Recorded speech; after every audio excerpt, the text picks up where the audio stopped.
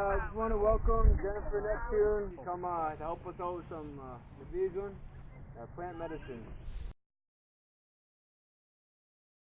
So I thought we'd talk a little bit and then go for a walk and look at some plants. And there are a lot of people here who know about plants, so please jump in too if you want to add to anything that I say. If I forget something, or I don't know every single plant. It feels like the more that you learn, the more you feel that you don't know nothing, So I think I'm always learning, and I'm happy to hear if anybody has stories or memories or knows something about a plant, please share it. That's how we all learn.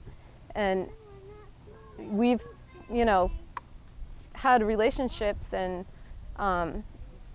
with plants for thousands and thousands of years. Western medicine, the pharmaceutical industry is only 60 or 70 years old. It's a really short time. And all those medicines come from plants that they learned. European plants, indigenous plants from here and other places. And plants are pretty amazing. The more that you learn and the more you develop a relationship with them, the more powerful you realize that connection is. And plants can heal. They can be very gentle healers, or they can be very powerful healers. So there are plants that are safe to drink every single day as tea or to eat. Some of them are really nourishing and soothing. They have all these different properties, and some are super powerful, and you would only use a little tiny bit for a short amount of time, but get some really amazing results with them.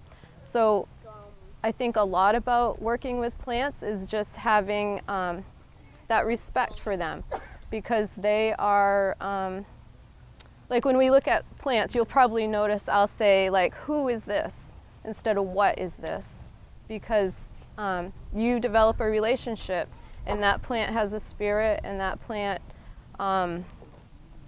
they have their own will.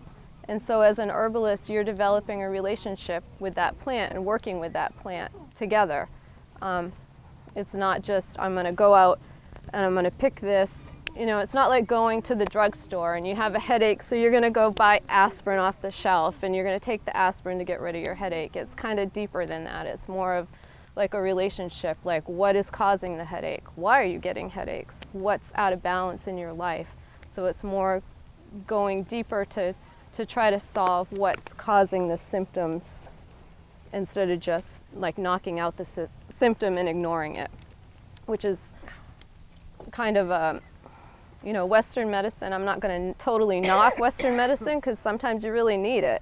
It's powerful when you need it, and there are times when you need to go to the hospital and you need that. But oftentimes you can work together with it and get better results by really fixing the problem instead of suppressing the problem or what's causing your symptoms.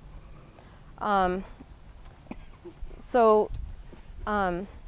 a lot of it is having respect for plants, because they can be powerful. There are plants that can heal you. There are plants that can poison you, and you need to know the difference, and make sure that when you're out identifying plants that you know the difference. So you have a responsibility to yourself and to the people that you work with, that you don't cause harm to them.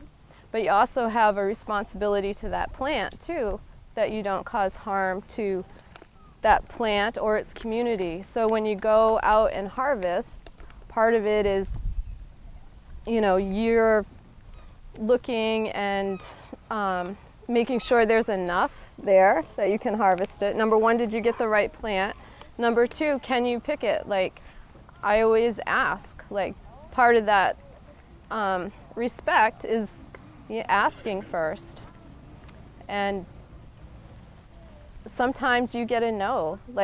It sounds strange to a lot of people, but actually ask, and then just be quiet enough to listen to the response.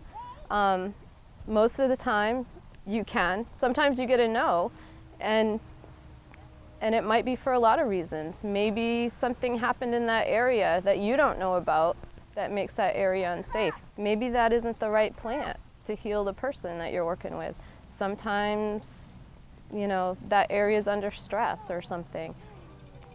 But, you know, when you get a no, you'll also, if you're intuitive enough and you can be quiet enough, you'll often get like, go over there, or you'll think of another plant, or something will come in. And that's part of, you know, having that respectful relationship, that you get that back and forth. Sometimes, you know, you'll dream the plant that the person needs. That happens a lot. So the more, you know, the more you can develop that relationship and that respect, the more that they'll work with you to help.